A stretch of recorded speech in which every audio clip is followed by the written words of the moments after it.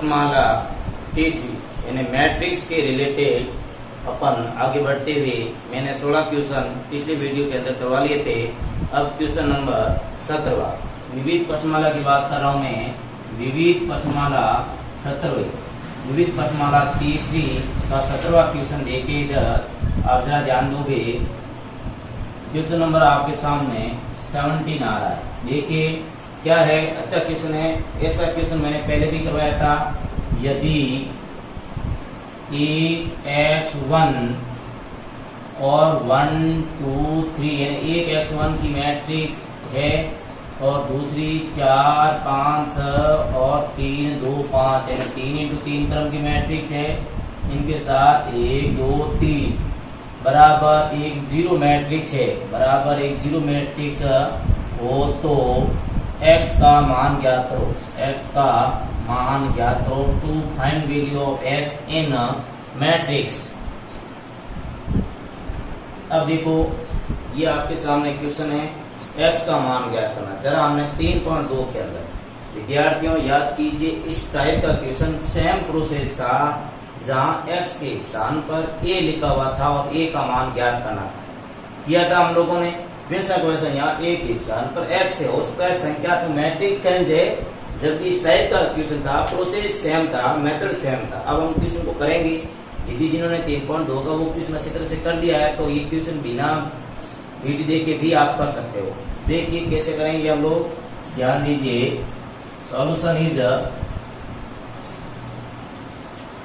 अब आपकी 1x1 ये कितने क्रम की मैट्रिक्स है?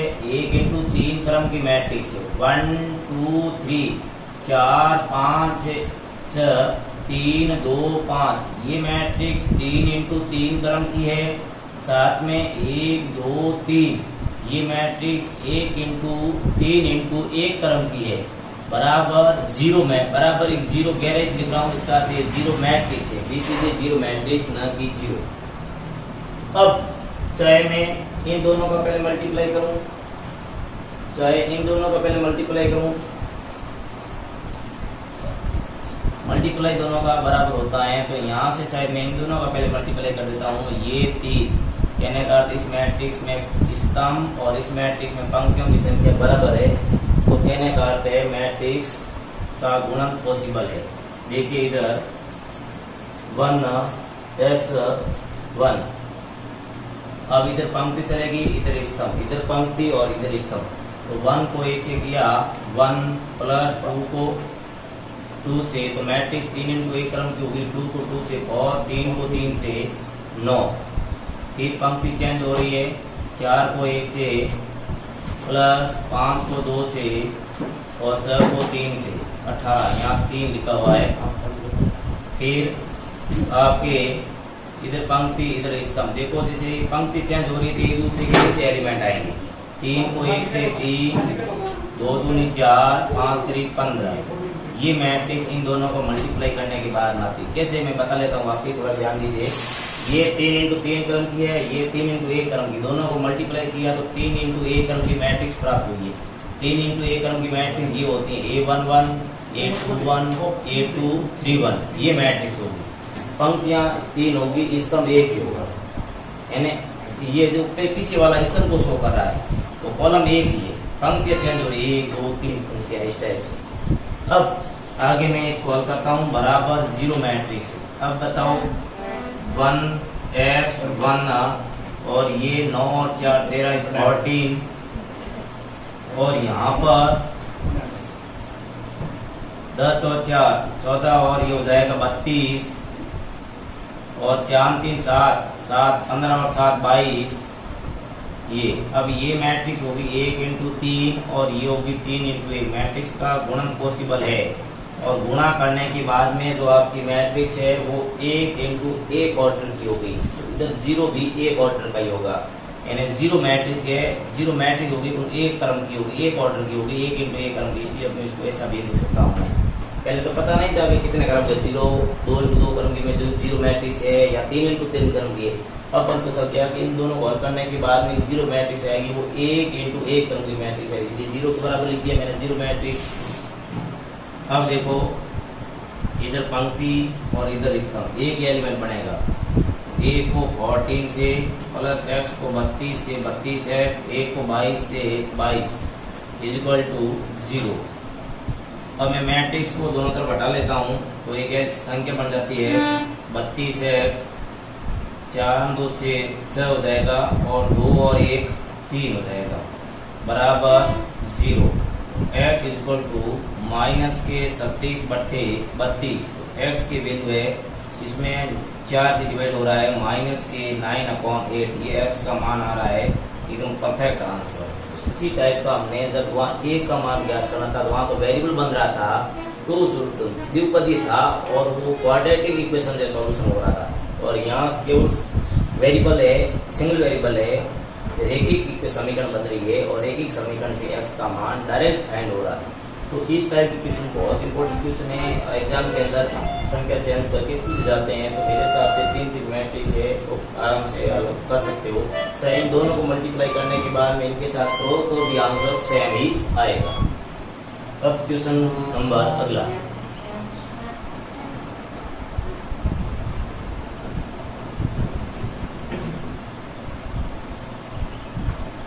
क्वेश्चन नंबर आपके सामने 18, लास्ट में मैंने कीबोर्ड में भी दिया था। यदि बी है वो ए बी सी डी 2 × 2 क्रम की हो तो ये 2 × 2 क्रम की ए मैट्रिक्स डी मैट्रिक्स है हो तो सिद्ध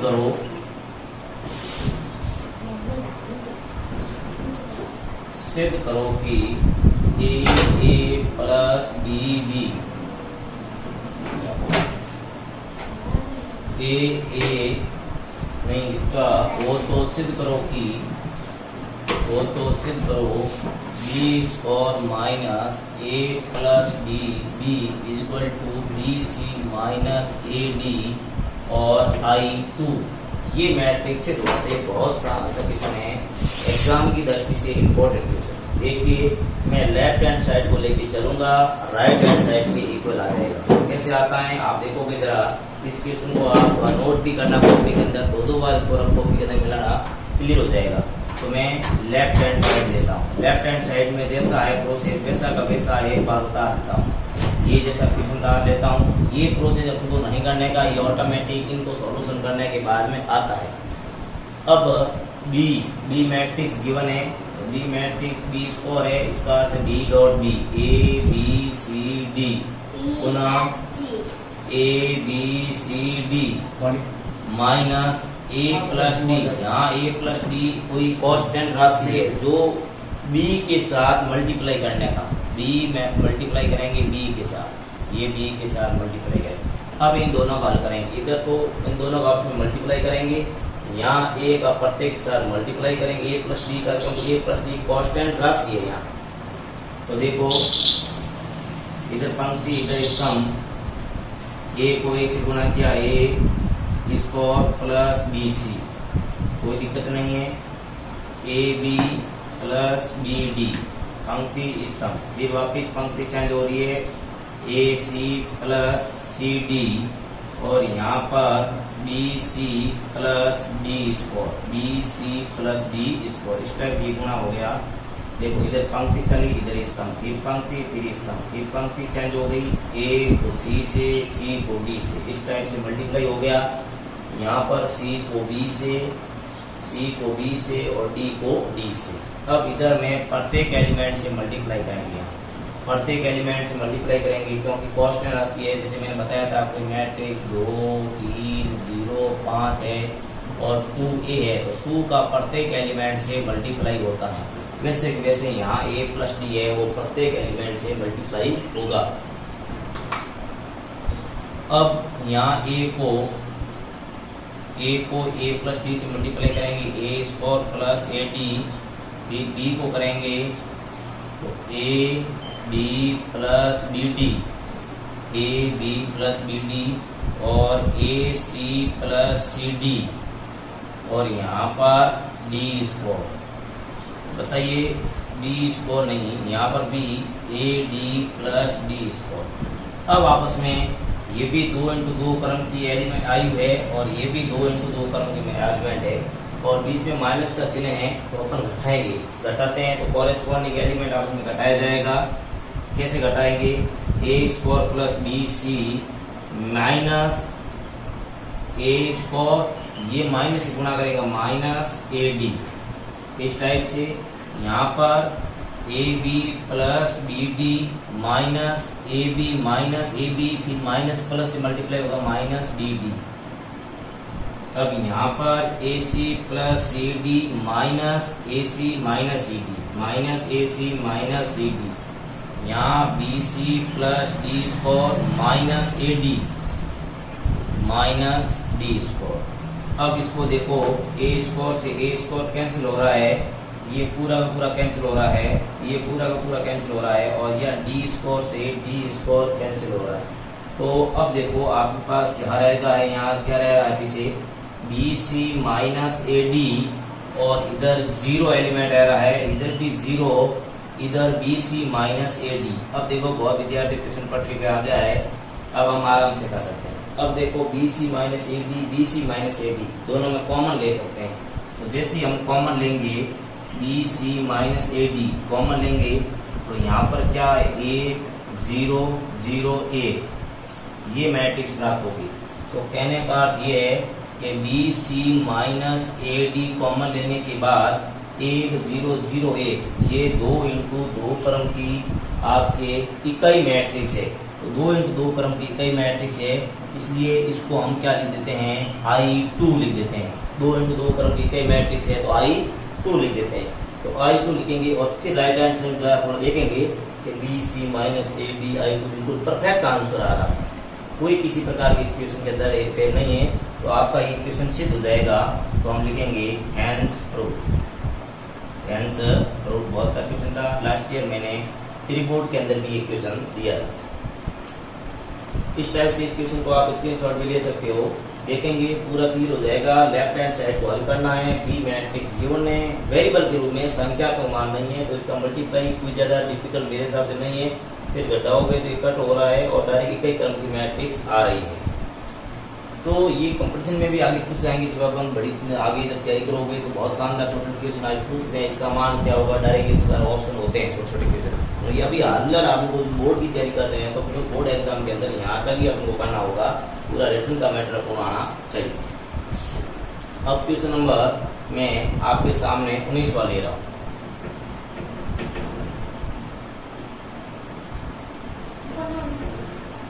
मैट्रिक्स बहुत आसान है, देखिए। अब हम अंतिम चरण मैट्रिक्स में 2-3 क्वेश्चन बाकी रहे मैट्रिक्स के, हो जाएंगे क्वेश्चन नंबर 19वां। अब मैट्रिक्स पूरी क्लियर हो गई, आपके 3 नंबर पक्के हो गए हैं। जिन विद्यार्थियों ने एक बार थोड़ा देख लेगा तो भी क्लियर हो जाएंगे। हाँ, आपके क्वेश्चन नंबर 19वां एक मैट्रिक्स है 1 0 0 1 0 1 व बी मैट्रिक्स है 0 1 माइनस 1 0 हो तो आपको सिद्ध करना है, हो तो सिद्ध भी नहीं करना है। ए प्लस बी ए माइनस बी के अवयव के रूप में लिखना है, यानी इन दोनों को हल करके मैट्रिक्स बनेगी, वो मैट्रिक्स ज्ञात करनी है। अवयव के रूप में लिखेंगे, अवयव के रूप में लिख के ज्ञात करना है, अवयव के रूप में लिखिए। देखिए वापिस देखो, एक मैट्रिक्स ए है, एक मैट्रिक्स बी है। ए के साथ ए का स्मॉल ए वेरी कांस्टेंट राशि का मल्टीप्लाई करते हुए बी के साथ स्मॉल बी कांस्टेंट बी को मल्टीप्लाई करते हुए योग करो, फिर अंतर करो। इनसे जो मैट्रिक्स प्राप्त होती है, इन मैट्रिक्स का आपस में मल्टीप्लाई करो और मल्टीप्लाई करने के बाद में जो मैट्रिक्स प्रोडक्ट होगी वो मैट्रिक्स ही आपका आंसर होगा। अब देखो ए, यहाँ पर एक मैट्रिक्स 1 0 0 1, कोई दिक्कत नहीं है, मैं सीधा सॉल्यूशन लिख रहा हूँ, इसमें मेरे हिसाब से कोई दिक्कत नहीं आएगी। प्लस बी मैट्रिक्स 0 1 माइनस 1 0 और ये इस टाइप से आपका ब्रैकेट रहेगा, फिर ब्रैकेट और रहेगा, बीच में डॉट का अर्थ है मल्टीप्लाई करने का। 1 0 0 1 माइनस बी 0 1 माइनस 1 0। अब ब्रैकेट रहेगा। अब ये पहले इनको हल कर देते हैं, इन दोनों को हल कर लेते हैं, फिर इनका आपस में मल्टीप्लाई करेंगे। मल्टीप्लाई करने के बाद में जो आंसर होगा वही मैट्रिक्स होगी। अब देखो इधर यहाँ मल्टीप्लाई किया मैंने a 0 0 a, कोई दिक्कत नहीं है। यहाँ मल्टीप्लाई किया 0 b माइनस b 0। अब इन दोनों को योग के रूप में लिखा है मैंने a 0 0 a minus 0 b minus b 0। अब देखो इनका पहले एडिशन करेंगे, इनका एडिशन करेंगे, इन दोनों का डिफरेंस निकालेंगे, जो मैट्रिक्स बनेगी वो आपका आंसर होगा। a b माइनस b और a। अब उसके बाद में a minus b minus minus plus b और यहाँ 0। a minus b minus minus plus a, यहाँ पर a में से 0 जाएगा, a रहेगा। अब इसको आपस में हल करेंगे, मल्टीप्लाई करेंगे। इधर पंक्ति 2 इंटू 2 क्रम की मैट्रिक्स है, ये भी 2 इंटू 2 क्रम की मैट्रिक्स है। इन दोनों को आप हल करोगे तो हल करने पर जो मैट्रिक्स आएगी वो 2 इंटू 2 क्रम की होगी। तो a को a से गुणा करो, a square plus b square, कोई दिक्कत नहीं है, a square plus b square. फिर a को माइनस b से गुणा करो, माइनस ab प्लस ab, कोई दिक्कत नहीं है, पंक्ति स्तंभ। फिर पंक्ति b को a से गुणा करो, minus b square, sorry minus b को a से गुणा करो, माइनस ab, ठीक है ना। फिर a को b से गुणा करो प्लस ab। इसी प्रकार माइनस b को माइनस b से गुणा करो b स्क्वायर और a को a से गुणा करो a स्क्वायर। a square plus b square cancel हो जाएगा 0, ये कैंसिल हो जाएगा 0, a square plus b square. अब यहाँ पर मैं a square plus b square common आ रहा है, a square plus b square common आ रहा है, तो a square plus b square को कॉमन लेता हूँ मैं। a square plus b square को कॉमन लेने के बाद यहाँ 1 0 0 1 आपकी मैट्रिक्स प्राप्त होगी। अब कैसे कहोगे तो सर ये इकाई मैट्रिक्स है, बिल्कुल सही है, आइए इकाई मैट्रिक्स है, परंतु यहाँ पर इकाई मैट्रिक्स को a के रूप में शो किया हुआ है कि 1 0 0 1 किसके रूप में लिखा हुआ है, a के रूप में लिखा हुआ है। इसको मैं फाइनल आंसर के रूप में a के रूप में लिखूंगा और ये आपका आंसर होगा, ये एक मैट्रिक्स होगी। तो ये a मैट्रिक्स का a square plus b square गुणा होता है। देखिए विद्यार्थियों, ये भी बहुत शानदार क्वेश्चन है। देखो लास्ट की क्वेश्चन है, बहुत इंपॉर्टेंट, करने लायक क्वेश्चन आ रहे हैं, जहाँ ज्यादा कैलकुलेशन में भी माता आपकी खराब नहीं हो रहा है, आराम से कैलकुलेशन हो रही है और नया नया प्रोडक्ट आपके सामने आ रहा है। हम जब कर रहे थे मुझे पता नहीं था भाई ये वापस a आएगा। देखो लास्ट में प्रोडक्ट के रूप में a square plus b square common लेने के बाद में a मैट्रिक्स प्राप्त हो रही। अब ऐसे तो ये इकाई मैट्रिक्स है, परंतु यहाँ इस इकाई मैट्रिक्स को a के रूप में व्यक्त किया हुआ है, तो हम यहाँ a के रूप में लिखेंगे, a के रूप में लिखेंगे। इस टाइप का ये भी क्वेश्चन है आपका, जो क्वेश्चन नंबर 19 है, बहुत शानदार क्वेश्चन था, इम्पोर्टेंट क्वेश्चन था। इस क्वेश्चन में भी मेरे हिसाब से विद्यार्थियों को समझ में आया होगा। जहां भी प्रॉब्लम रही है तो मुझे पर्सनल मैसेज करके बता दोगे आप। अब क्वेश्चन नंबर अगला लेता हूं मैं, क्वेश्चन नंबर 20 पर।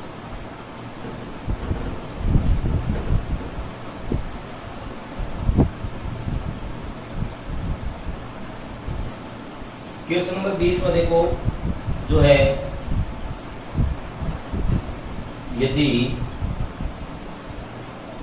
A है मैट्रिक्स 2A माइनस 1 2 और B मैट्रिक्स है 1 4 माइनस 1 1, तो आपको प्रूव करना है, टू प्रूव दैट अपन को सिद्ध करना है A माइनस B का whole square not is equal to A square minus 2ab plus B square. अब ये देखो इधर जो अपन को पहले तो ये प्रोसेस सिद्ध करना है।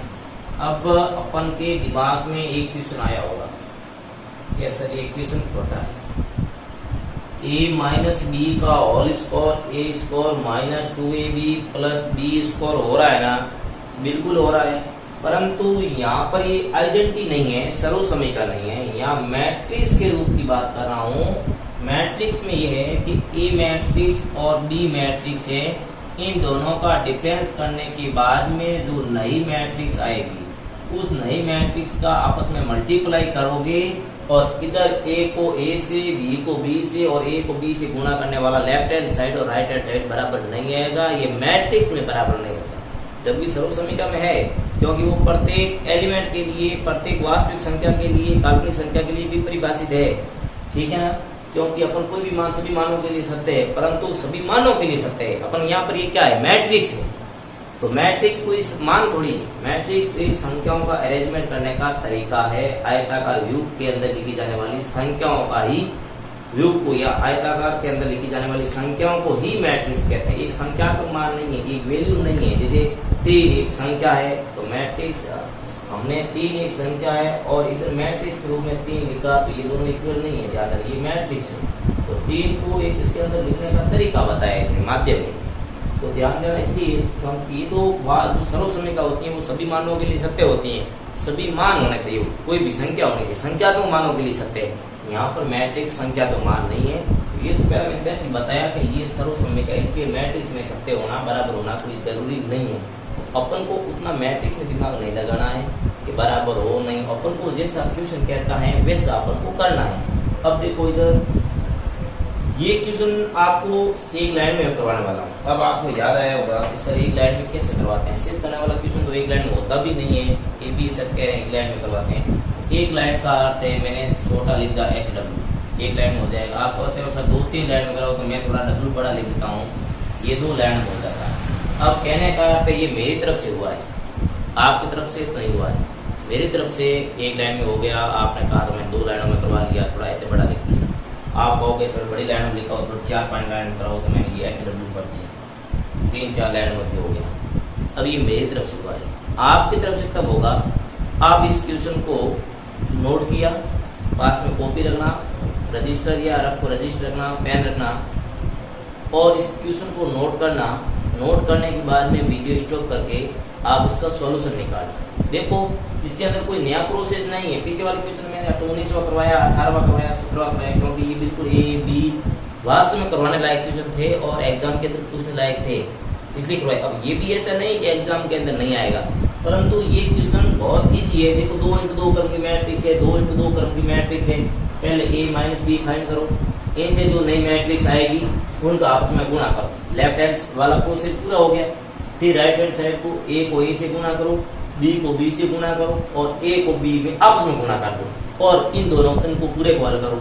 लेफ्ट हैंड साइड और राइट हैंड साइड आपस में बराबर नहीं होंगे, इधर वाला मान आएगा, इधर वाला मान आएगा, थोड़ा भिन्न होगा, अपन का सिद्ध हो जाएगा। तो बार बार A स्कोर करना है, B स्कोर करना है, 2x2 क्रम की मैट्रिक्स में मेरे को नहीं लगता है कि आप इसमें दिक्कत आएगी।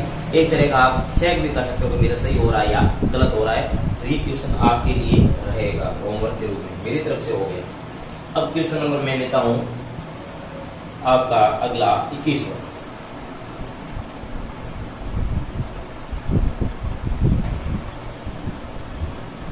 क्वेश्चन नंबर 21वां, यदि A 3 -2 और -2 तथा A square equal to KA -2I2 हो तो K का मान ज्ञात करो। बहुत सब क्वेश्चन है। अब इस टाइप का क्वेश्चन मैंने 3.2 के अंदर कराया। मैंने ये मानता हूँ कि ये प्रश्न मुझे करवाने की जरूरत नहीं है, आप क्वेश्चन कर सकते हो, फिर भी करवा रहा हूँ। K का मान ज्ञात करो। देखो इधर K का मान ज्ञात करने के लिए कहा गया है। अब क्या दिया हुआ है, KA -2I2 equal to A square है, तो कोई दिक्कत नहीं है, सॉल्यूशन लिख दो यहाँ।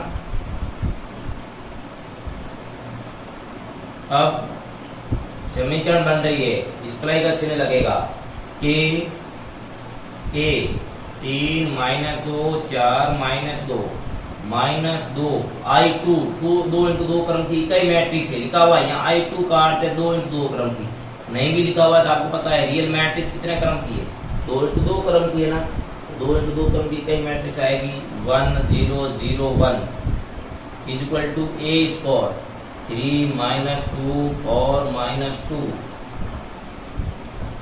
3 - 2 4 -2 आपस में मल्टीप्लाई करो और आंसर पाओ।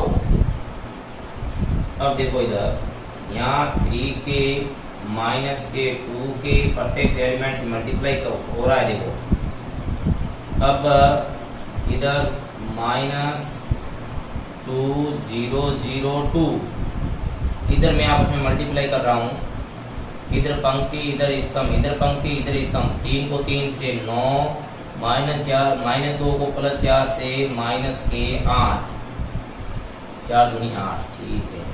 फिर 3 को -2 से माइनस के शेष -2 को -2 से +4। बताइए कोई किसी प्रकार की प्रॉब्लम है? गुणा कर रहा हूँ मैं आपस में।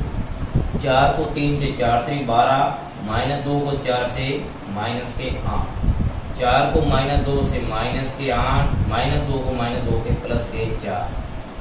बताइए विद्यार्थियों इन दोनों का मल्टीप्लाई करना है, कोई दिक्कत नहीं है। अब इनको मैं घटा लेता हूँ। के का मान ज्ञात करना मुझे तो सही है, कुछ ज्यादा हार्ड नहीं लग रहा है क्वेश्चन में मुझे।